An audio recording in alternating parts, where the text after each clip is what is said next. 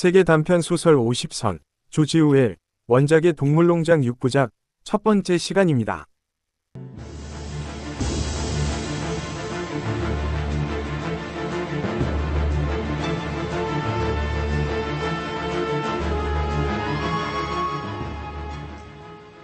그날 밤 메이너 농장의 존수 씨는 닭장을 잠그긴 했지만 술이 너무 취해 닭장에 작은 구멍을 닫는 일은 잊어버렸다.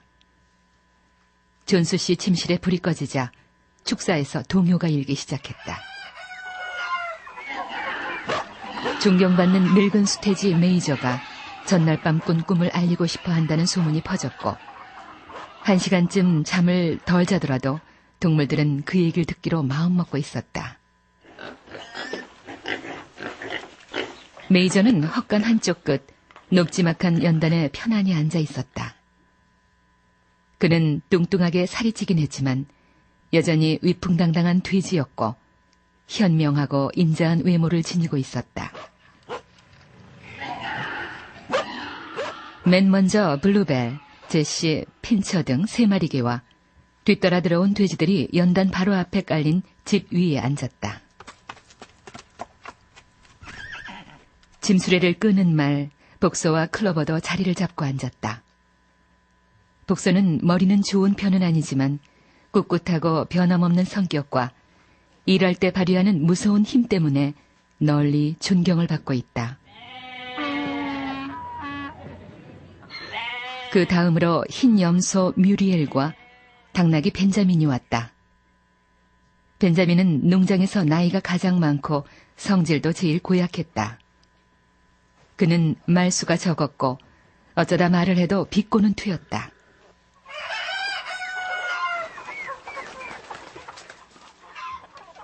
암탉, 비둘기, 새끼오리, 양과 암소들은 물론 흰 암말 몰리와 고양이까지 뒷문 횃대에서 잠든 길들여진 까마귀 모제스를 제외하고 모든 동물들이 모였다.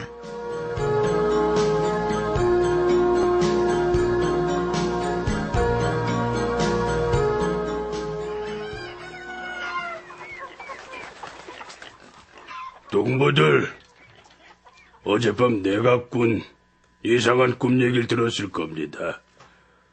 허나 그 얘기는 이따 하기로 하고 다른 얘기부터 할까 하오.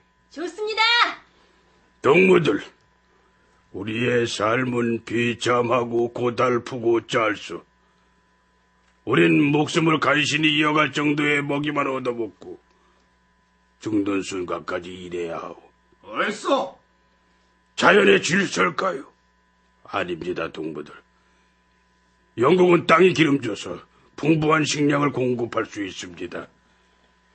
우리 농장만 해도 12마리 말과 20마리 암소, 수백 마리 양을 먹여 살릴 수 있지요. 그럼 사는 꼴이 이렇게 비참한 이유는 뭡니까? 인간들이 도둑질해 가기 때문입니다. 우리의 유일하고 진정한 적은 인간이요. 인간 때문이라죠. 인간은 생산하지 않으면서 소비하는 유일한 동물이요. 젖도 짜지 못하고 알도 낳지 못하는 데다 쟁기 끌 힘도 없지요. 그런 인간이 동물의 주인이라니 말도 안 돼요. 암소 여러분, 송아지를 키워야 할 우유는 어떻게 됐습니까? 그 우유는 우리 적들의 목구멍으로 넘어갔어. 암탉 여러분, 낳은 알 중에서 병아리로 부화한 건 몇 마리입니까? 나머진 존스 씨의 직업을 불려주기 위해 시장으로 팔려갔죠. 글로버 동부, 당신이 낳은 망아지 4마리 지금 어디 있어? 게다가 우리는 그 비참한 생명마저 1000명을 누리지 못합니다. 돼지들은 1년 안에 도살대에서 목숨을 잃게 될 거요. 우리 모두가 그런 공포를 당할 거요.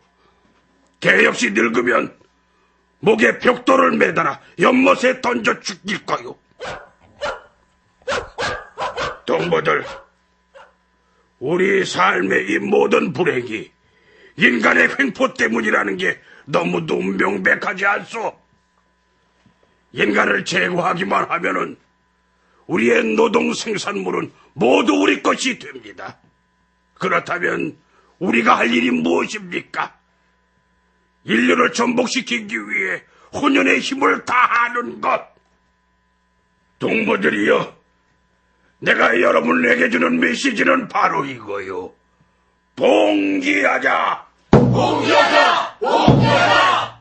봉기가 언제 시작될진 모르나 정의의 날이 오는 건 확신하오. 동무들, 나의 메시지를 다음 세대에 전해 미래의 모든 세대가 승리의 날까지 투쟁하게 하시오. 투쟁! 투쟁! 인간의 어떠한 가문 이설에도 귀 기울이지 마시오. 우리 동물들은 투쟁을 위해 철저한 단합을 이룩합시다. 모든 인간은 적입니다. 허나 모든 동물들은 동지들입니다. 다시 한번 말하지만 두 발로 걸어다니는 건 모두 적이고 네 발로 걷거나 날개를 가진 것은 모두 친구입니다. 두 발 적, 네 발 친구. 어떤 동물도 집에서 살거나 침대에서 자거나 옷을 입거나 술을 마시거나 돈을 만지거나 장사를 해서는 안 됩니다. 인간의 모든 습관은 악덕에 속하는 겁니다. 인간 악덕, 인간 악덕. 무엇보다 강조할 건 모든 동물들은 평등하고 그 어떤 동물도 다른 동물을 죽여서는 안 된다는 겁니다. 모든 동물은 평등하다. 모든 동물은 평등하다.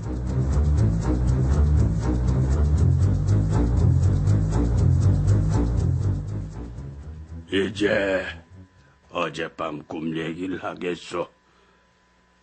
내가 어린 돼지일 때 곡조와 처음 세 마디 가사만 아는 노래를 불렀는데 꿈에 그 가락과 잊혀졌던 가사가 생각났소.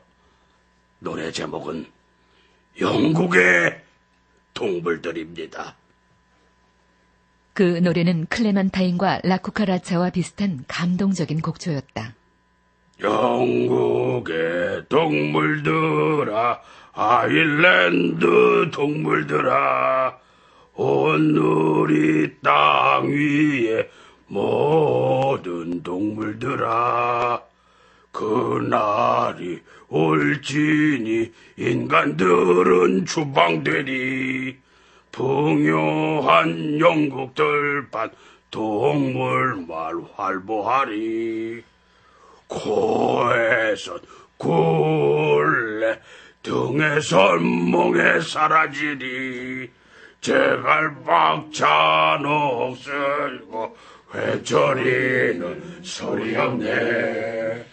영국의 동물들아, 아일랜드 동물들아, 황금빛 미래 향한 기쁜 소식 열심히 귀 기울여 듣고 널리 전하라. 열심히 귀 기울여 듣고 널리 전하라. 메이저의 노래에 흥분한 동물들은 노래가 채 끝나기도 전에 스스로 노래를 부르기 시작했다. 그 노래가 너무나 마음에 들었던 나머지 연거푸 5번이나 잇따라 불렀는데 불행히도 이 소란 때문에 존수 씨가 잠을 깼다. 농장에 여우가 들어왔다고 확신한 존수 씨는 침대에서 일어나 침대 옆에 세워둔 총을 들어 어둠 속으로 총알을 발사했다. 총알은 헛간벽에 박혔고 동물 모임은 순식간에 해산되었다.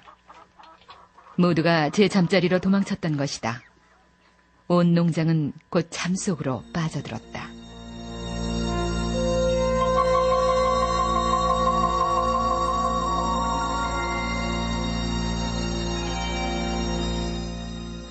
사흘 후 늙은 메이저는 잠을 자다 평화롭게 숨을 거뒀고 과수원 아래쪽에 묻혔다. 메이저 영감의 연설은 동물들에게 새로운 삶을 제시해 주었다. 그들은 메이저가 예언한 봉기가 언제 일어날지 알지 못했지만 그 봉기를 준비하는 게 의무라고 생각하고 있었다. 지혜로운 돼지들이 지도자가 되는 건 당연했다. 그 중에도 존수 씨가 팔아먹기 위해 사육하고 있는 스노볼과 나폴레옹이란 2마리 수태지가 가장 뛰어났다. 나폴레옹은 몸집이 크고 사납게 보이는 버크셔종 수태지로 말솜씨는 별로지만 자기 생각을 관철한다는 평판이 나 있었다. 스노볼은 쾌활하고 말 잘하고 여러 가지 재주도 뛰어났지만 나폴레옹만큼 심지가 깊지 않은 것으로 알려져 있었다. 농장의 나머지 식용돼지들 중 스킬러는 훌륭한 연설가로 동물들은 스킬러의 언변에 걸리면 검정도 하양이 된다고 했다. 우리 돼지들이 메이저 영감의 가르침을 완벽한 사상으로 발전시켰습니다. 이 사상은 동물주의요. 난 주인님 존스 씨에 대한 충성 의무를 지킬 거요. 우리가 죽은 다음에 일어날 일에 대해 왜 우리가 걱정하죠? 동무들, 그건 동물주의 정신에 위배되는 발언입니다. 저기요, 봉기 후에도 제 갈기에 리본을 매도 괜찮을까요? 동무, 당신이 그처럼 애지중지하는 그 리본들은 노예의 휘장에 지나지 않소. 당신의 자유가 리본보다 더 값진 것이라는 점을 이해할 수 없단 말이오? 그 말도 맞는 것 같긴 하지만 그래도 리본은요. 지도자 돼지들은 무지한 동물들을 가르치는 것보다 까마귀 모제스가 퍼뜨리는 거짓말에 대응하느라 더 힘든 싸움을 벌여야 했다. 동물들이 죽으면 어디로 가는 줄 아니? 그걸 어떻게 알아? 하늘 높이 구름 너머에 있는 슈가 캔디산이란 곳으로 가지. 슈가 캔디산은 사시사철 토끼풀이 자라고 울타리엔 설탕이 열리는 신비하고 아름다운 나라인데 난 거길 가봤단다. 동물들은 수다만 떨고 일은 하지 않는 모제스를 미워했지만 슈가 캔디사는 믿었다.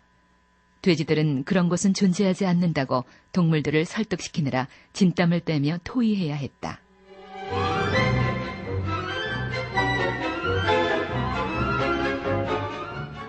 봉기는 예상했던 것보다 빨리 쉽게 달성될 것으로 보였다. 존스 씨는 비록 엄한 주인이기는 했지만 유능한 농장주였는데 근래에 와서는 무슨 소송을 냈다 지는 바람에 돈을 날리고 잔뜩 우울해져서 매일 술타령이었다. 동물들은 제대로 먹이를 얻어먹지 못했다.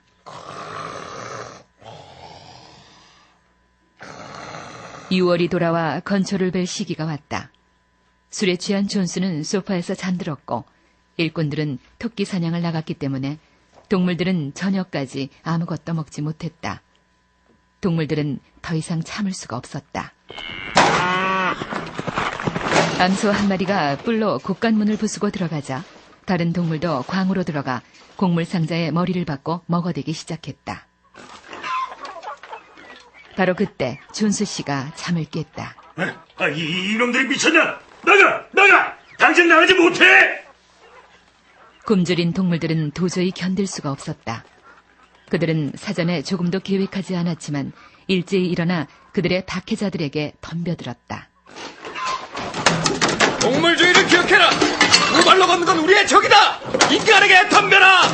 인간들을 걷어차라! 암수는 뿔로 받고 닭은 뒤로 쏴라! 존스와 일꾼들은 동물들의 난동에 기가 질려 모든 걸 포기하고 주랭랑을 치고 말았다. 존스 부인도 황급히 소지품을 챙겨 농장을 빠져나왔다. 모제스가 횃대에서 펄쩍 뛰어 그녀를 따라 날며 큰 소리로 까악 울부짖었다.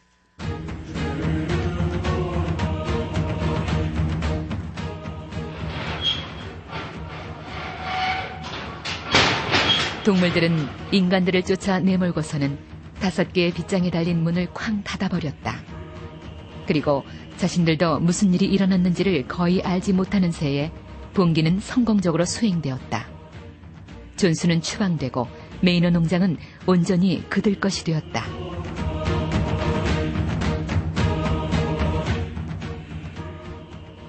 동물들은 농장에 인간이 숨어 있나 없나를 확인하려는 듯 농장 경계선을 빙 돌아 뛰어다닌 다음 가증스런 존스의 통치 흔적을 말끔하게 닦아냈다. 마구간 끝에 있는 광을 열어라! 고삐와 굴레, 눈가래기와 채찍을 꺼내 모닥불에 던져넣어라! 동물들은 채찍이 불 속에서 타는 걸 보자 모두 희희낙낙했다. 눈 깜짝할 사이에 동물들은 존수 씨를 상기시켜주는 것들을 모두 부수었다. 그날이 올지니 인간들은 주방들이 분명한 영구 들판 동물만 갈구하리. 그들은 영국의 동물들을 처음부터 끝까지 7번이나 부르고 잠자리에 들어 단잠을 잤다.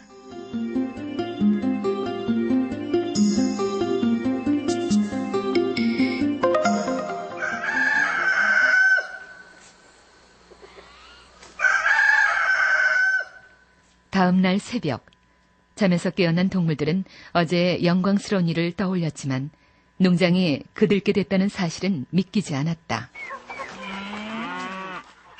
그들은 줄지어 농장 건물 쪽으로 발을 옮겼다. 존스 부부가 살던 집 앞에 이르자 동물들은 발을 멈췄다. 복서, 저기 봐요. 말던 소파요. 끔찍해라. 제시, 저 화려한 장식품 좀 봐. 블루벨, 침대엔 깃털 매트리스가 깔려있더라. 몰리, 뭐라는 거야? 그 푸른 리본은 어디서 났어?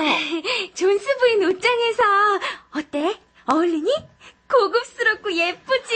몰리, 정신 차려. 동물질 거야. 몰리를 호되게 질책한 다음 밖으로 나온 동물들은 그 집을 박물관으로 보존한다는 결의를 만장일치로 통과시켰다. 어느 누구도 집에 들어가 살아선 안 된다는 합의도 이루어졌다.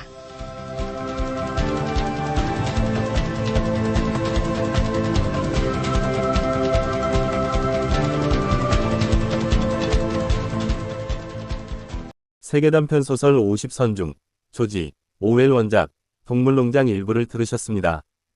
길지 않은 생이었지만 죽는 순간까지 스스로 사회주의자임을 자처했던 조지 오웰. 조지 오웰의 작품 세계에 대해 숙명여대 영문학과 박인찬 교수의 도움 말씀을 듣겠습니다. 조지 오웰은 이제 시대적으로 보면 20세기 그러니까 2차 대전 전부터 주로 활동을 한, 그러니까 20세기 초반에서 중반에 주로 활동을 한 저널리스트로 유명하고, 소설은 동물농장과 1984년이 대표작인데 그 두 대표작만으로도 상당히 유명해진 작가입니다. 그리고 빼어난 산문으로도 잘 알려져 있고요. 조지 오웰의 문학 세계는 한마디로 말씀드리면 어떤 그 전체주의적인 어떤 사회의 억압, 폭력, 그 독재에 대한 어떤 사회 비평적인, 그리고 좀 어느 면에서는 상당히 좌파적인 의식의 작가로 알려져 있습니다. 이러한 면은 그 오웰 자신의 일대기에서도 나올 수 있는데, 아버지가 그 대영제국 당시 인도의 공무원이었어요. 거기서 태어나면서 인도 식민지의 실상을 알았고, 성년이 되어서는 그 버마도 역시 영국 제국의 일부였는데 버마에서 영국 경찰로 일한 바 있습니다. 그리고 본국으로 와서는 뜨내기 일을 많이 하면서 그 빈민층에 대한 어떤 그 우애를 많이 느꼈습니다. 그래서 오웰의 문학 세계에는 자기의 조국인 영국 제국의 식민지에 대한 어떤 죄책감과 빈민층에 대한 어떤 우애감이 배어 있어서 어떤 기득권층 그리고 유토피아를 표방하면서도 권력을 연장하는 그런 사회 권위체들, 그리고 전체주의적인 성향을 상당히 어떤 그 환상적이거나 어떤 우화적인 방법으로 잘 아주 예리하게 지적하고 있죠. 시청자 여러분의 구독과 좋아요는 본인의 영상 연출, 제작에 큰 정진아 도움이 극본, 됩니다. 조지 오웰 원작의 동물농장 일부를 마칩니다.